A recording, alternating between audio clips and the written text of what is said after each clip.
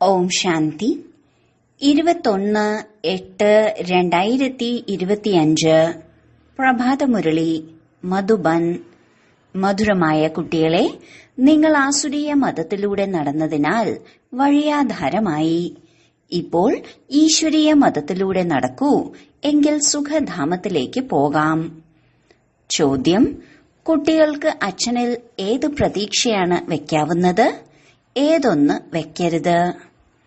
ഉത്തരം: ബാബയിൽ ഈ പ്രതീക്ഷ വെക്കണം, അതായത് നമ്മൾ ബാബയിലൂടെ പവിത്രമായി മാറി തന്റെ വീട്ടിലേക്കും രാജധാനിയിലേക്കും പോകും.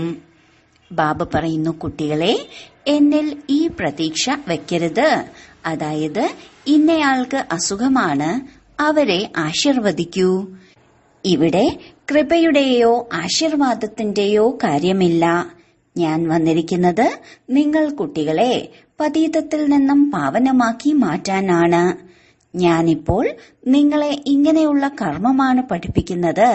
അതിനാൽ നിങ്ങളിൽ നിന്ന് ഒരു വികർമ്മവും ഉണ്ടാവില്ല. ഗീതം: ഇന്നല്ലെങ്കിൽ നാളെ ഈ കാർമേഘം മാറും. ഓം ശാന്തി.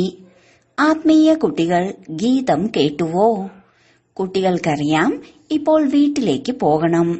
ബാബ വന്നിരിക്കുന്നത് കൂടെ കൊണ്ടുപോകാനാണ്. എപ്പോൾ ആത്മാഭിമാനിയാകുന്നുവോ അപ്പോഴേ ഇത് ഓർമ്മയുണ്ടാകൂ. ദേഹാഭിമാനത്തിലാണെങ്കിൽ ഓർമ്മ ഉണ്ടാകില്ല. കുട്ടികൾക്കറിയാം ബാബ സഞ്ചാരിയായി വന്നിരിക്കുകയാണ്. നിങ്ങളും സഞ്ചാരിയായിയാണ് വന്നത്. ഇപ്പോൾ തന്റെ വീടിനെ മറന്നു. പിന്നീട് ബാബയാണ് വീടിന്റെ ഓർമ്മ ഉണർത്തിയത്. മാത്രമല്ല ദിവസവും മനസ്സിലാക്കി തരികയും ചെയ്യുന്നു. സതോപ്രധാനമായി മാറാതെ പോകാൻ കഴിയില്ല. കുട്ടികൾ മനസ്സിലാക്കുന്നുണ്ട്, ബാബ പറയുന്നത് ശരിയാണ്. ബാബ കുട്ടികൾക്ക് ശ്രീമതം നൽകുന്നു. ആരാണോ സൽപുത്രർ അവർ അത് അനുസരിച്ച് നടക്കുന്നു. ഈ സമയം നല്ല വഴി കാണിച്ചു തരാൻ ഒരു അച്ഛനാലും സാധിക്കില്ല. അതിനാലാണ് വഴിയാധാരമായത്. ശ്രീമതം നൽകുന്നത് ഒരേ ഒരു അച്ഛനാണ്. ചില കുട്ടികൾ ആ മതം അനുസരിച്ച് നടക്കുന്നുമില്ല. അത്ഭുതമാണ്. ലൗകിക പിതാവിന്റെ മതമനുസരിച്ച് നടക്കുന്നു. എന്നാൽ അത് ആസുരീയ മതമാണ്. ഇതും ഡ്രാമയാണ്. പക്ഷെ കുട്ടികൾക്ക് മനസ്സിലാക്കി തരുന്നു, നിങ്ങൾ ആസുരീയ മതം അനുസരിച്ച് നടന്ന് ഈ ഗതിയിലായി. ഇപ്പോൾ ഈശ്വരീയ മതത്തിലൂടെ നടക്കുന്നതിലൂടെ നിങ്ങൾ സുഖധാമത്തിലെത്തും. അതാണ് പരിധിയില്ലാത്ത സമ്പത്ത്. ദിവസവും മനസ്സിലാക്കി തരുന്നു. എങ്കിൽ കുട്ടികൾ എത്ര ഹർഷിതമായിരിക്കണം. എല്ലാവർക്കും ഇവിടെ തന്നെ ഇരിക്കാൻ സാധിക്കില്ല. വീട്ടിലിരുന്നു കൊണ്ടും ഓർമ്മിക്കണം. ഇപ്പോൾ പാർട്ട് പൂർത്തിയാവുകയാണ്. ഇനി തിരിച്ച് വീട്ടിലേക്ക് പോകണം. മനുഷ്യർ എത്ര മറവിയിലാണ്. ഇവരിവരുടെ വീടും രാജധാനിയുമൊക്കെ മറന്നു എന്ന് പറയാറുണ്ടല്ലോ. ഇപ്പോൾ ബാബ പറയുന്നു, വീടിനെയും ഓർമ്മിക്കൂ, തന്റെ രാജധാനിയെയും ഓർമ്മിക്കൂ. ഇപ്പോൾ പാർട്ട് പൂർത്തിയാവുകയാണ്. തിരിച്ചു വീട്ടിലേക്ക് പോകണം. എന്താ, നിങ്ങൾ മറന്നുപോയോ? നിങ്ങൾ കുട്ടികൾക്ക് പറയാൻ കഴിയും, ബാബ ഡ്രാമയനുസരിച്ച് ഞങ്ങളുടെ പാർട്ട് തന്നെ ഇങ്ങനെയുള്ളതാണ്. ഞങ്ങൾ വീടിനെയും മറന്ന് പൂർണമായും അലഞ്ഞു തിരിയുകയാണ്. ഭാരതവാസികൾ മാത്രമാണ് തന്റെ ശ്രേഷ്ഠമായ ധർമ്മവും കർമ്മവും മറന്ന് ദൈവിക ധർമ്മത്തിൽ നിന്നും ദൈവിക കർമ്മത്തിൽ നിന്നും ഭ്രഷ്ടരായി തീർന്നിരിക്കുന്നത്. ഇപ്പോൾ ബാബ മുന്നറിയിപ്പ് നൽകിയിരിക്കുന്നു, നിങ്ങളുടെ കർമ്മം ധർമ്മം ഇതായിരുന്നു. അവിടെ എന്ത് കർമ്മം ചെയ്യുന്നുവോ അത് അകർമ്മമാകുമായിരുന്നു. കർമ്മം അകർമ്മം വികർമ്മം എന്നിവയുടെ ഗതി ബാബ തന്നെയാണ് നിങ്ങൾക്ക് മനസ്സിലാക്കി തന്നത്. സത്യയുഗത്തിൽ കർമ്മം അകർമ്മമായിരിക്കും. രാവണ രാജ്യത്തിൽ കർമ്മം വികർമ്മമാകുന്നു. ഇപ്പോൾ ബാബ വന്നിരിക്കുന്നു ധർമ്മവും കർമ്മവും ശ്രേഷ്ഠമാക്കി മാറ്റാൻ. അതിനാൽ ഇപ്പോൾ ശ്രീമതമനുസരിച്ച് ശ്രേഷ്ഠ കർമ്മം ചെയ്യണം. ഭ്രഷ്ടമായ ഒരു കർമ്മവും ചെയ്ത് ആർക്കും ദുഃഖം നൽകരുത്. ഇത് ഈശ്വരീയ സന്താനങ്ങളുടെ ജോലിയല്ല. എന്ത് നിർദ്ദേശമാണോ ലഭിക്കുന്നത് അതനുസരിച്ച് നടക്കണം. ദൈവിക ഗുണങ്ങൾ ധാരണ ചെയ്യണം. ഭോജനവും ശുദ്ധമായത് കഴിക്കണം. അഥവാ നിവൃത്തിയില്ലാതെ വന്നാൽ ബാബയോട് വഴി ചോദിക്കൂ. ബാബയ്ക്കറിയാം ജോലി കാര്യങ്ങളിൽ ചിലപ്പോൾ അല്പം കഴിക്കേണ്ടതായും വരും. നിങ്ങൾ യോഗബലത്തിലൂടെ പുതിയ രാജധാനി സ്ഥാപിക്കുന്നു, പതിത ലോകത്തെ പാവനമാക്കി മാറ്റുന്നു എങ്കിൽ ഭോജനം ശുദ്ധമായി ഉണ്ടാക്കുന്നത് വലിയ കാര്യമാണോ? ജോലി ചെയ്യുക തന്നെ വേണം. ബാബയുടേതായി മാറി. അതിനാൽ എല്ലാം ഉപേക്ഷിച്ച് ഇവിടെ വന്നിരിക്കാം എന്നല്ല. ധാരാളം കുട്ടികളുണ്ട്. എല്ലാവർക്കും ഇവിടെ ഇരിക്കാൻ കഴിയില്ല. എല്ലാവർക്കും ഗൃഹസ്ഥ വ്യവഹാരത്തിൽ തന്നെ ഇരിക്കണം. ഇത് മനസ്സിലാക്കണം. ഞാൻ ആത്മാവാണ്. ബാബ വന്നിരിക്കുന്നു. നമ്മെ പാവനമാക്കി മാറ്റി നമ്മുടെ വീട്ടിലേക്ക് കൊണ്ടുപോകും. പിന്നീട് രാജധാനിയിലേക്ക് വരും. ഇത് വിദേശമാണ്. രാവണന്റെ മോശമായ രാജധാനിയാണ്. നിങ്ങൾ ഡ്രാമ പ്ലാൻ അനുസരിച്ച് തീർത്തും പതീതമായിരിക്കുന്നു. ബാബ പറയുന്നു, ഇപ്പോൾ ഞാൻ നിങ്ങളെ ഉണർത്താൻ വന്നതാണ്. അതിനാൽ ശ്രീമതത്തിലൂടെ നടക്കൂ. എത്രത്തോളം നടക്കുന്നുവോ അത്രയും ശ്രേഷ്ഠമായി മാറും. ഇപ്പോൾ നിങ്ങൾ മനസ്സിലാക്കുന്നുണ്ട്, നമ്മൾ നമ്മെ സ്വർഗത്തിന്റെ അധികാരിയാക്കുന്ന ബാബയെ മറന്നുപോയി. ഇപ്പോൾ ബാബ നേരെയാക്കാൻ വന്നിരിക്കുകയാണ്. അതിനാൽ നല്ല രീതിയിൽ നേരെ ആവണം. സന്തോഷമുണ്ടാവണം. പരിധിയില്ലാത്ത അച്ഛനെ ലഭിച്ചു. എങ്ങനെയാണോ നിങ്ങൾ ആത്മാക്കൾ പരസ്പരം സംസാരിക്കുന്നത് അതുപോലെയാണ് ബാബ സംസാരിക്കുന്നത്. ബാബയും ആത്മാവ് തന്നെയാണ്. പരമാത്മാവാണ്. അവർക്കും പാർട്ടുണ്ട്. നിങ്ങൾ ആത്മാക്കൾ പാർട്ടധാരികളാണ്. ഉയർന്നതിലും ഉയർന്ന പാർട്ട് മുതൽ താഴ്ന്നതിലും താഴെയുള്ള പാർട്ട് വരെയുണ്ട്. ഭക്തിമാർഗത്തിൽ ഈശ്വരനാണ് എല്ലാം ചെയ്യുന്നത് എന്ന് പാടുന്നു. ബാബ പറയുന്നു, അസുഖം സുഖപ്പെടുത്തലൊന്നുമല്ല എന്റെ പാർട്ട്. എന്റെ പാർട്ട് നിങ്ങൾക്കെങ്ങനെ പാവനമാകാം എന്ന വഴി പറഞ്ഞു തരലാണ്. പവിത്രമായി മാറിയാലേ നിങ്ങൾക്ക് വീട്ടിലേക്ക് പോകുവാൻ കഴിയൂ. രാജധാനിയിലേക്കും പോകാൻ പറ്റൂ. ബാക്കി ഒരു പ്രതീക്ഷയും വെക്കരുത്. ഇന്നയാൾ രോഗിയാണ്, ആശീർവദിക്കണം.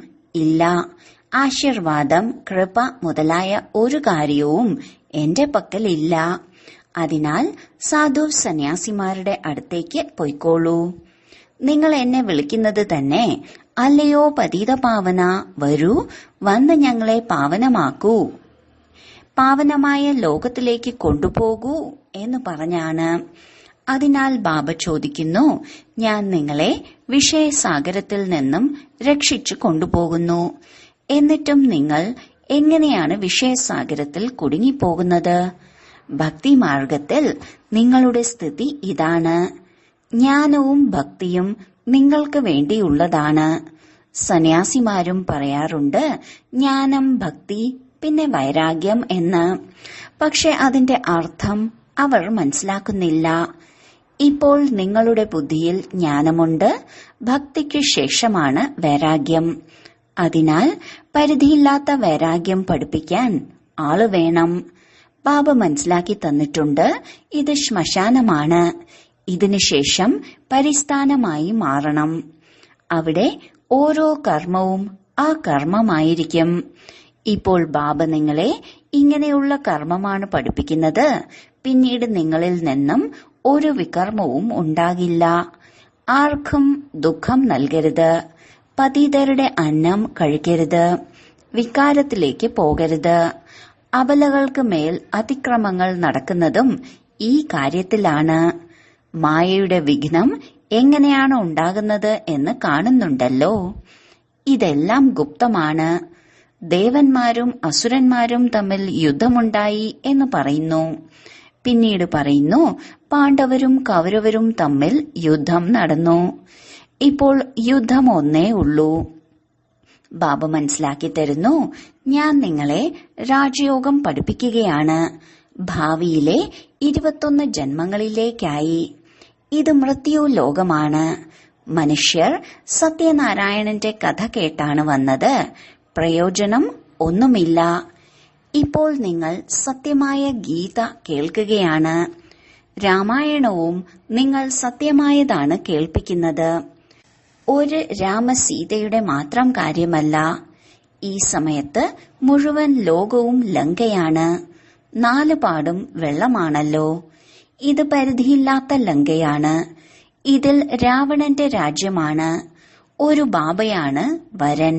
ബാക്കി എല്ലാവരും വധുവാണ്. നിങ്ങളെ ഇപ്പോൾ ബാബ രാവണ രാജ്യത്തിൽ നിന്നും രക്ഷിക്കുകയാണ്. ഇത് ശോകവാട്ടികയാണ്. സതയുഗത്തെയാണ് അശോകവാട്ടിക എന്ന് പറയുന്നത്. അവിടെ ഒരു ശോകവും ഉണ്ടാകില്ല. ഈ സമയം ശോകം തന്നെ ശോകമാണ്. ശോകമില്ലാത്തവരായി ഒരാൾ പോലുമില്ല. അശോക ഹോട്ടൽ എന്നെല്ലാം പേരൊക്കെ വെക്കും. ബാബ പറയുന്നു, ഈ സമയത്ത് മുഴുവൻ ലോകവും പരിധിയില്ലാത്ത ഹോട്ടൽ ആണെന്ന് കരുതൂ. ശോകത്തിന്റെ ഹോട്ടലാണ്. മനുഷ്യർ കഴിക്കുന്നതും കുടിക്കുന്നതും മൃഗത്തിന് സമാനമാണ്. നോക്കൂ, നിങ്ങളെ ബാബ എവിടെയാണ് എത്തിക്കുന്നത്? സത്യമായ അശോക വാട്ടിക സത്യയുഗത്തിലാണ്. പരിധിയുള്ളതും പരിധിയില്ലാത്തതും തമ്മിലുള്ള വ്യത്യാസം ബാബ തന്നെയാണ് മനസ്സിലാക്കി തരുന്നത്. നിങ്ങൾ കുട്ടികൾ വളരെ സന്തോഷത്തോടെ ഇരിക്കണം. അറിയാം, ബാബ നമ്മെ പഠിപ്പിക്കുന്നു. നമ്മുടേതും അതേ ജോലിയാണ്. എല്ലാവർക്കും വഴി പറഞ്ഞു കൊടുക്കുക. അന്ധരുടെ ഊന്നുവടിയായി മാറുക. ചിത്രവും നിങ്ങളുടെ പക്കലുണ്ട്. എങ്ങനെയാണോ സ്കൂളിൽ ഇത് വിദേശമാണ് എന്ന് ചിത്രം കാണിച്ചു മനസ്സിലാക്കി തരുന്നത്, അതുപോലെ നിങ്ങൾ മനസ്സിലാക്കി കൊടുക്കുന്നത് നിങ്ങൾ ആത്മാവാണ്, ശരീരമല്ല എന്നതാണ്. ആത്മാക്കൾ സഹോദരങ്ങളാണ്. എത്ര സഹജമായ കാര്യമാണ് കേൾപ്പിക്കുന്നത്. പറയുന്നുമുണ്ട്, നമ്മൾ എല്ലാവരും സഹോദരങ്ങളാണെന്ന്. ബാബ പറയുന്നു, നിങ്ങളെല്ലാ ആത്മാക്കളും പരസ്പരം സഹോദരങ്ങളല്ലേ? ഗോഡ് ഫാദർ എന്നല്ലേ പറയുന്നത്? അതിനാൽ ഒരിക്കലും പരസ്പരം വഴക്കടിക്കുകയോ അടി കൂടുകയോ ചെയ്യരുത്. ശരീരധാരിയാവുമ്പോൾ പിന്നെ സഹോദരീ സഹോദരന്മാരാകുന്നു. നമ്മൾ ശിവബാബയുടെ കുട്ടികൾ. എല്ലാവരും സഹോദരങ്ങളാണ്. പ്രജാപിത ബ്രഹ്മാവിന്റെ കുട്ടികൾ സഹോദരീ സഹോദരങ്ങളാണ്. നമുക്ക് സമ്പത്ത് മുത്തച്ഛനിൽ നിന്നാണ് നേടേണ്ടത്. അതിനാൽ മുത്തച്ഛനെ തന്നെയാണ് ഓർമ്മിക്കുന്നത്. ഈ കുട്ടിയെയും, അതായത് ബ്രഹ്മാവിനെയും ഞാൻ എന്റേതാക്കി മാറ്റി. അർത്ഥം, ഇദ്ദേഹത്തിൽ പ്രവേശിച്ചു. ഈ മുഴുവൻ കാര്യങ്ങളും നിങ്ങൾ ഇപ്പോഴാണ് മനസ്സിലാക്കുന്നത്. ബാബ പറയുന്നു, കുട്ടികളെ, ഇപ്പോൾ പുതിയ പവിത്ര പ്രവൃത്തി മാർഗം സ്ഥാപിക്കുകയാണ്. നിങ്ങൾ മുഴുവൻ ബികെകളും ശിവബാബയുടെ മതമനുസരിച്ച് നടക്കുന്നു. ബ്രഹ്മാവും ബാബയുടെ മതത്തിലൂടെയാണ് നടക്കുന്നത്. ബാബ പറയുന്നു, സ്വയം ആത്മാവാണെന്ന് മനസ്സിലാക്കി ബാബയെ ഓർമ്മിക്കൂ. ബാക്കി എല്ലാ ബന്ധത്തിൽ നിന്നും ഭാരരഹിതമായി മാറൂ.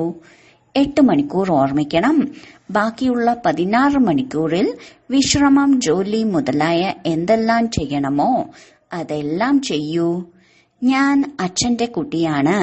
ഇത് മറക്കരുത്. ഇവിടെ വന്ന് ഹോസ്റ്റലിൽ താമസിക്കണം എന്നല്ല. ഗൃഹസ്ഥ വ്യവഹാരത്തിൽ കുട്ടികളോടൊപ്പം തന്നെ ഇരിക്കണം. ബാബയുടെ അടുത്തേക്ക് വരുന്നത് റിഫ്രഷ് ആവാനാണ്. മധുരയിലേക്കും വൃന്ദാവനത്തിലേക്കും പോകുന്നത് മധുബനിന്റെ സാക്ഷാത്കാരം കാണാനാണ്. ചെറിയ മോഡലിന്റെ രൂപത്തിൽ നിർമ്മിച്ചിരിക്കുകയാണ്. ഇപ്പോൾ ഈ പരിധിയില്ലാത്ത കാര്യം മനസ്സിലാക്കണം. ശിവബാബ ബ്രഹ്മാവിലൂടെ പുതിയ സൃഷ്ടി രചിക്കുകയാണ്. നമ്മൾ പ്രജാപിത ബ്രഹ്മാവിന്റെ സന്താനങ്ങൾ, ബികെകളാണ്. വികാരത്തിന്റെ കാര്യം തന്നെ ഉണ്ടാവില്ല. സന്യാസിമാരുടെ ശിഷ്യരായി മാറുന്നു. അഥവാ അവർ സന്യാസവേഷം ധരിച്ചാൽ അവരുടെ പേര് മാറ്റും. ഇവിടെയും നിങ്ങൾ ബാബയുടേതായി മാറിയപ്പോൾ ബാബ പേര് വെച്ചില്ലേ? എത്ര ഭട്ടിയിലിരുന്നു. ഈ ഭട്ടിയെക്കുറിച്ച് ആർക്കും അറിയില്ല. ശാസ്ത്രങ്ങളിൽ എന്തെല്ലാം കാര്യങ്ങളാണ് എഴുതിയിരിക്കുന്നത്. വീണ്ടും ഇങ്ങനെ തന്നെ സംഭവിക്കും. ഇപ്പോൾ നിങ്ങളുടെ ബുദ്ധിയിൽ സൃഷ്ടിചക്രം കറങ്ങുന്നു. ബാബയും സ്വദർശന ചക്രധാരിയല്ലേ? സൃഷ്ടിയുടെ ആദിമധ്യ അന്ത്യം അറിയണം. ബാബയ്ക്കാണെങ്കിൽ ശരീരവുമില്ല. നിങ്ങൾക്ക് സ്ഥൂല ശരീരമുണ്ട്. ബാബ പരമാത്മാവാണ്. ആത്മാവ് തന്നെയാണ് സ്വദർശന ചക്രധാരി. ഇപ്പോൾ ആത്മാവിന് അലങ്കാരം എങ്ങനെ നൽകും? മനസ്സിലാക്കേണ്ട കാര്യമല്ലേ? ഇതെത്ര സൂക്ഷ്മമായ കാര്യങ്ങളാണ്. ബാബ പറയുന്നു, വാസ്തവത്തിൽ ഞാൻ സ്വദർശന ചക്രധാരിയാണ്. നിങ്ങൾക്കറിയാം, ആത്മാവിൽ മുഴുവൻ സൃഷ്ടി ചക്രത്തിന്റെയും ജ്ഞാനം ഉണ്ടാകും. ബാബയും പരംധാമത്തിൽ വസിക്കുന്നു. നമ്മളും അവിടെ വസിക്കുന്നവരാണ്. ബാബ വന്ന് തന്റെ പരിചയം നൽകുന്നു. കുട്ടികളെ, ഞാനും സ്വദർശന ചക്രധാരിയാണ്. ഞാൻ പതീത പാവനൻ നിങ്ങളുടെ പക്കലേക്ക് വന്നിരിക്കുന്നു. വന്ന് പതീതത്തിൽ നിന്ന് പാവനമാക്കൂ, മുക്തി നൽകൂ എന്ന് പറഞ്ഞാണ് എന്നെ വിളിക്കുന്നത് തന്നെ. ഇവർക്ക് ശരീരമില്ല. ബാബ അജന്മാവാണ്. ജന്മമെടുക്കുന്നുണ്ട്, പക്ഷെ ദിവ്യമായതാണ്.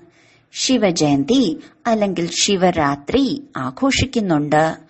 ബാബ പറയുന്നു, ഞാൻ വരുന്നത് രാത്രി പൂർത്തിയാവുമ്പോഴാണ്. പകലാക്കി മാറ്റാനായി വരുന്നു. പകലിൽ 21 ജന്മങ്ങൾ, പിന്നീട് രാത്രിയിൽ 63 ജന്മങ്ങൾ. ആത്മാവാണ് ഭിന്ന ഭിന്ന ജന്മങ്ങൾ എടുക്കുന്നത്. ഇപ്പോൾ പകലിൽ നിന്നും രാത്രിയിലേക്ക് വന്നിരിക്കുന്നു. ഇനി വീണ്ടും പകലിലേക്ക് പോകണം. നിങ്ങളെയും സ്വദർശന ചക്രധാരിയാക്കി മാറ്റിയിട്ടുണ്ട്. ഈ സമയത്ത് എന്റെ പാർട്ടാണ്. നിങ്ങളെയും സ്വദർശന ചക്രധാരിയാക്കി മാറ്റുന്നു. നിങ്ങൾ പിന്നീട് മറ്റുള്ളവരെ ആക്കി മാറ്റൂ. 84 ജന്മങ്ങൾ എങ്ങനെ എടുത്തു? ആ 84 ജന്മങ്ങളുടെ ചക്രം മനസ്സിലാക്കി തന്നു. മുൻപ് നിങ്ങളിൽ ഈ ജ്ഞാനം ഉണ്ടായിരുന്നോ? തീർത്തും ഇല്ല. അജ്ഞാനമായിരുന്നു.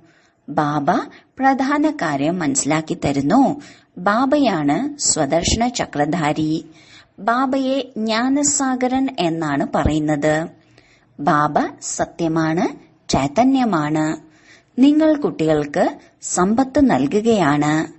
ബാബ കുട്ടികൾക്ക് മനസ്സിലാക്കി തരുന്നു, പരസ്പരം വഴക്കടിക്കരുത്, ഉപ്പുവെള്ളമാകരുത്, സദാ ഹർഷിതമായിരിക്കണം. ഒപ്പം എല്ലാവർക്കും ബാബയുടെ പരിചയം നൽകണം. എല്ലാവരും ബാബയെ മറന്നിരിക്കുകയാണ്. ഇപ്പോൾ ബാബ പറയുന്നു, എന്നെ മാത്രം ഓർമ്മിക്കൂ. നിരാകാരനായ ഭഗവാന്റെ വാക്കുകളാണ് നിരാകാരി ആത്മാക്കളെ പ്രതി. സത്യത്തിൽ നിങ്ങൾ നിരാകാരമാണ്, പിന്നീട് സാകാരിയാവുന്നത്. ആകാരമില്ലാതെ ആത്മാവിന് ഒന്നും ചെയ്യാൻ സാധിക്കില്ല. ആത്മാവ് ശരീരത്തിൽ നിന്നും ഇറങ്ങിക്കഴിഞ്ഞാൽ പിന്നെ ഒന്നും ചെയ്യാൻ സാധിക്കില്ല. ആത്മാവ് പെട്ടെന്ന് ചെന്ന് അടുത്ത ശരീരമെടുത്ത് തന്റെ പാർട്ട് അഭിനയിക്കും. ഈ കാര്യങ്ങൾ നല്ലവണ്ണം മനസ്സിലാക്കൂ. ഉള്ളിൽ അയവിറക്കിക്കൊണ്ടിരിക്കൂ. നമ്മൾ ആത്മാക്കൾ ബാബയിൽ നിന്ന് സമ്പത്ത് എടുക്കുകയാണ്. സമ്പത്ത് ലഭിക്കുന്നത് സദ്ഗുരുവിൽ നിന്നാണ്. തീർച്ചയായും ബാബ തന്നെ ആയിരിക്കണം ഭാരതത്തിന് സമ്പത്ത് നൽകിയത്. എപ്പോൾ സമ്പത്ത് നൽകി, പിന്നീട് എന്ത് സംഭവിച്ചു, ഇതൊന്നും മനുഷ്യർക്കറിയില്ല. ഇപ്പോൾ ബാബ എല്ലാം പറയുന്നു. നിങ്ങൾ കുട്ടികളെയാണ് സ്വദർശന ചക്രധാരിയാക്കി മാറ്റിയിരിക്കുന്നത്.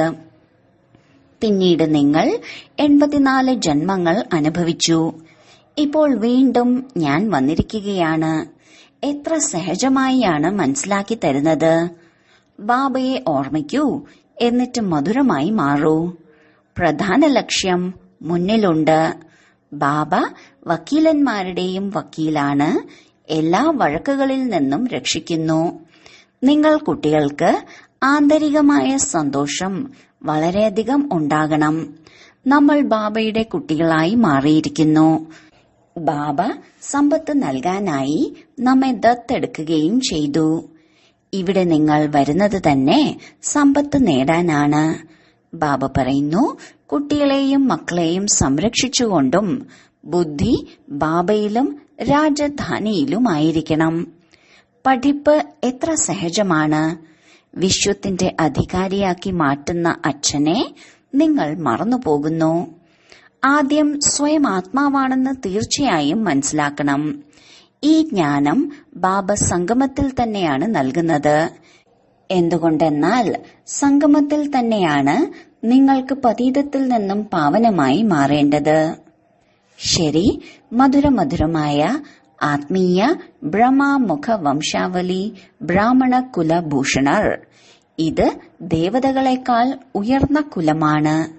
നിങ്ങൾ ഭാരതത്തിന്റെ വളരെ ശ്രേഷ്ഠ സേവനം ചെയ്യുന്നു. ഇപ്പോൾ വീണ്ടും നിങ്ങൾ പൂജ്യരായി മാറും.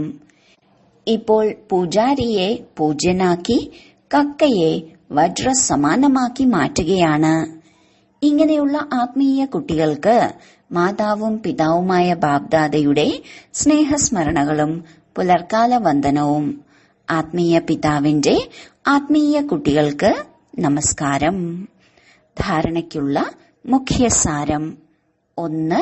ശ്രീമതമനുസരിച്ച് ഇപ്പോൾ ചെയ്യുന്ന ഓരോ കർമ്മവും ശ്രേഷ്ഠമായിരിക്കണം. ആർക്കും ദുഃഖം നൽകരുത്. ദൈവിക ഗുണങ്ങൾ ധാരണ ചെയ്യണം. ബാബയുടെ നിർദ്ദേശമനുസരിച്ച് തന്നെ നടക്കണം. 2.